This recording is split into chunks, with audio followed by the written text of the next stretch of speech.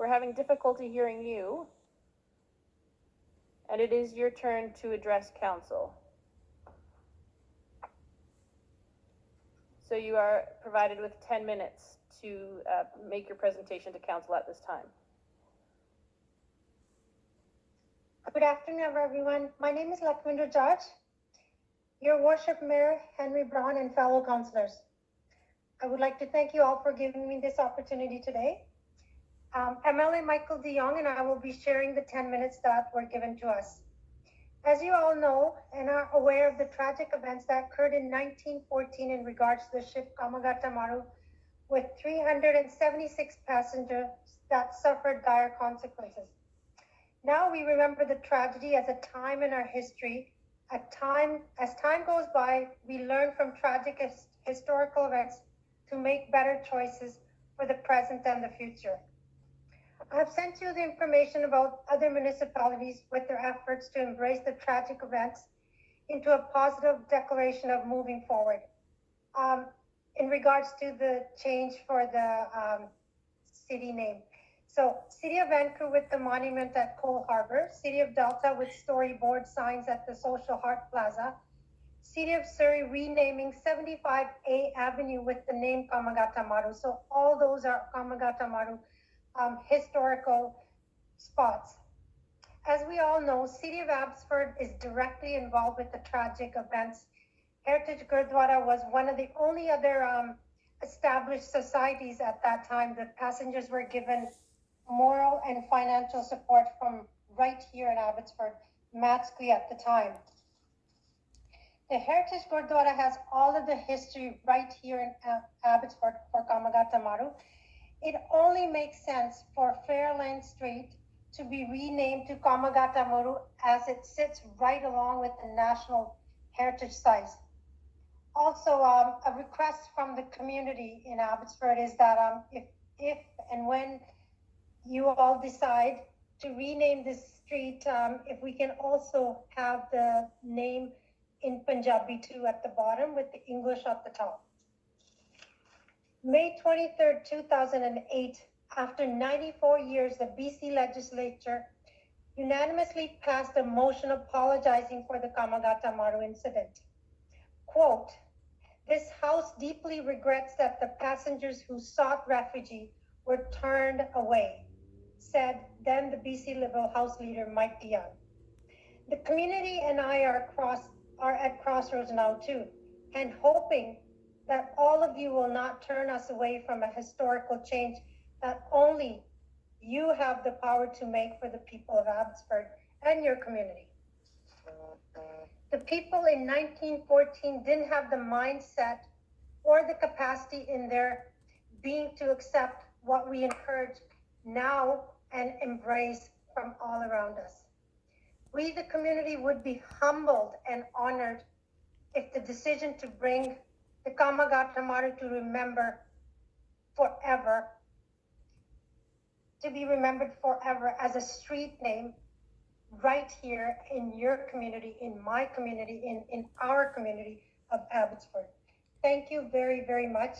Now I'd like to pass it on to Mike. Thank you, Ms. Judge, and over to you, MLA DeYoung. Thanks, Your Worship, and members of council, and of course, Lakwinder, and who I'm here supporting.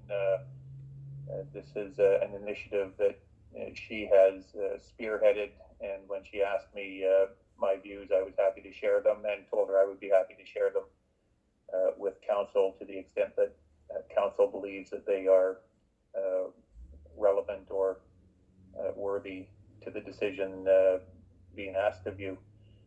Everyone at the table and participating in this meeting happily today knows about the Kamagatamaru and the tragic circumstances that today seem difficult to fathom, but were just over 100 years ago far too real and far too emblematic of attitudes that existed in our country at that time.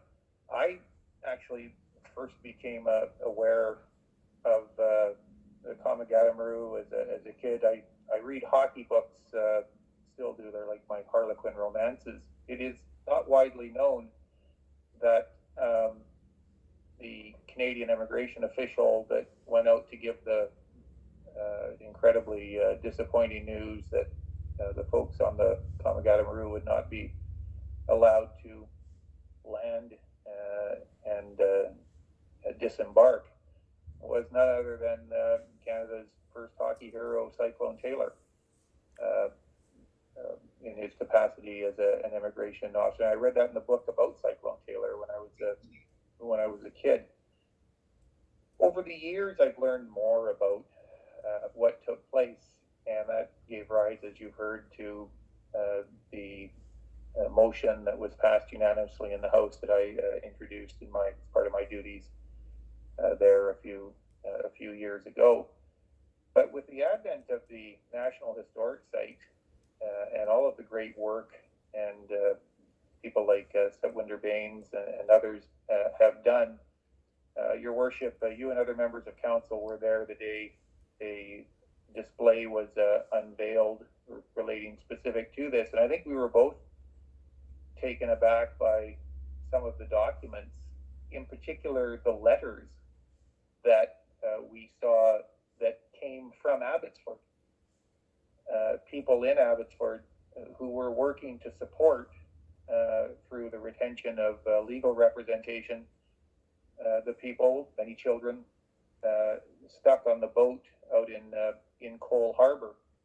And so the connection between the pioneers that are today recognized as having contributed so much to build Abbotsford over the last century, and the pioneers that never were because they weren't allowed in the country, is a very real and very tangible one. And I think all of us are proud of the fact that we have a National Historic Site in the guise of the historic Gurdwara, and the notion that we would recognize the connection between that building, the people that built the building, and also contributed to the building of our community, and this event, this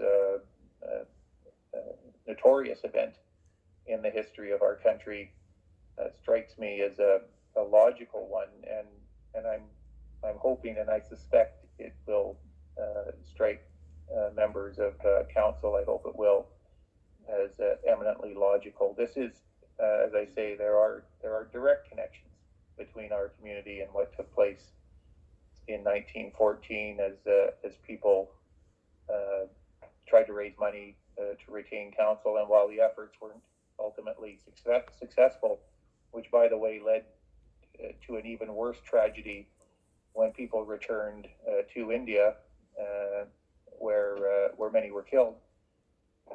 It does speak volumes for the role citizens of our community played in trying to address what we now all recognize to be a great injustice. And I'm hopeful that Your Worship, you and council will look favorably upon the suggestion that Lakhvinder has made today. And my sense is that she speaks to the sentiments held by many people in our community.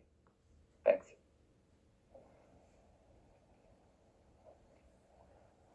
Thank you, MLA Dion. You caught me with my mask on. You still had 1 minute and 30 left, so I wasn't quite ready for you.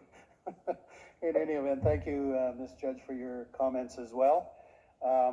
We do have a procedure for renaming streets. I don't know if, Lakhvinder, if you've been to a delegation presentation to council, I can't remember. But council receives a delegation and then generally refers the matter back to staff to bring back a report, which would then outline some of the matters that council would have to consider. And one of them is cost, because there would be lots of addresses that would need to be changed and all of that. But I'm going to open it up to council for comments, but I just want you to be aware that I'm guessing there'll be a recommendation to receive the delegation and refer it back to staff for a report to come back to us. So I have a number of hands that are up. Councillor Shahal, Lowen, Ross, Councillor Banman, I think I saw, and Councillor Blue. And Councillor Barkman. Okay, I think we pretty much have a full house. Councillor Shahal. Thank you, Mayor Braun. I appreciate that. The presentation just outlines what many people of this community have been inquiring about for the past few years. And I believe that at some point we even had a discussion about renaming some of the streets in Abbotsford or naming new streets to represent the demographics that are here in our community. Kamagatamaru history is something that we should never forget, but alongside that, we do have the oldest temple in all of North America in our community, as we also have many pioneers that have had their histories made here and communities that have developed here that are not represented in streets in our community. So this can add to the conversation that we had already started, and I'm just wondering if staff can update us on where we are at with the street naming policies. Thank you. Through the Mayor to Councillor Shahal, the city does currently have a street naming and addressing policy, or bylaw, sorry, which was adopted in 2015. So staff does use this policy for new developments where new streets are introduced, and there is a protocol for how we approve those names. In some cases, we do get requests for street renaming. I believe this is the second delegation we've received since 2015. So that's a relatively new process, but this would be the second renaming request through council's bylaw. Thank you. You had a follow-up, Councillor Shahal? Thank you, Mayor Ron. Yeah, I believe that we also had a further discussion about representation of our community in the street naming, and I thought that we were going to have some follow-up about how that can be done. I understand the policy is there, but the representation is not there yet.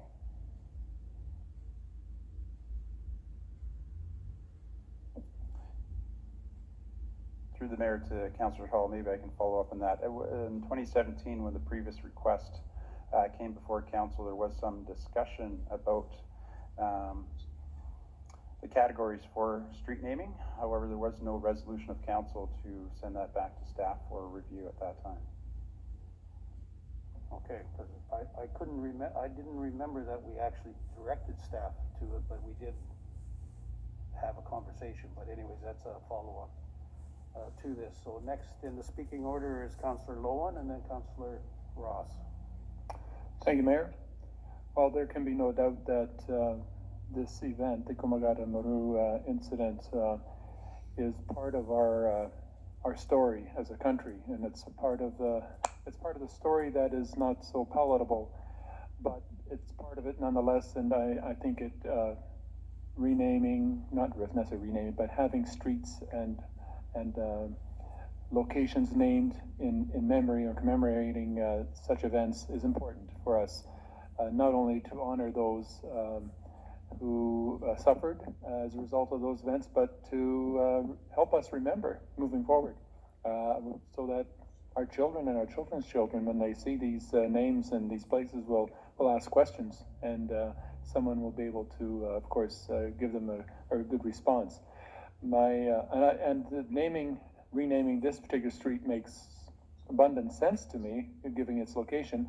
My only concern would be, and I'm sure staff will report back to us, is the background for the name in its first place. I'd hate to create another problem by renaming a street that was named such for another very good reason. So having said that, I just want to speak in favor of this request. Thank you, Councillor Ross, and followed by Councillor Banman. Thank you, Mayor Ron. Yes, as the other speakers are supportive, as am I. Several reasons. One is, of course, as has been said, to ensure that this terrible tragedy and the people who suffered aren't forgotten. It honors our pioneers, but also because it creates discussions about racism and why this happened and what's happening today and how we can all do better. So In terms of street naming, I don't think we want to wait for another new street to name it, because the particular proximity is what's extremely important. So, as Councillor Lowen has outlined, we need to have a staff report to bring back to council. But at this point, I think it's very important that this event is remembered and the people honored. Is it appropriate this time, Mayor, to make a motion to refer this item to staff or a report back to council? Certainly, we can make that motion, then we'll continue the comments, because there's some Okay. other people, so. I'll make that motion. A recommendation to, we usually do that at the end of the discussion, but I'm happy to entertain it now. A motion to receive the delegation and to refer it back to staff for a report to council. So moved by Councillor Ross, seconded by Councillor Shahal. Were you finished? Yes, okay. Councillor Bandman, followed by Councillor Blue. Thank you, Mayor. And I share the sentiments around the table thus far. And I would add also that I would hope that this street would be given special consideration because of its location. As staff does their research on this, and Councillor Lowen rightly points out, we want to ensure that renaming of a street is taken under careful consideration. But I would like to know how many residents would be affected on this street, and also as we include our densification down the road, whether or not it would be the opportune time before a bunch of new addresses are added to this street, that special consideration be given to that as staff does their investigative work and comes back with their report. But I fully support that somewhere in this city, my preference would be here, that this event is remembered and talked about. And I think beside a museum, this particular museum and heritage site would be the most logical choice, unless there is a valid reason that staff comes up with during the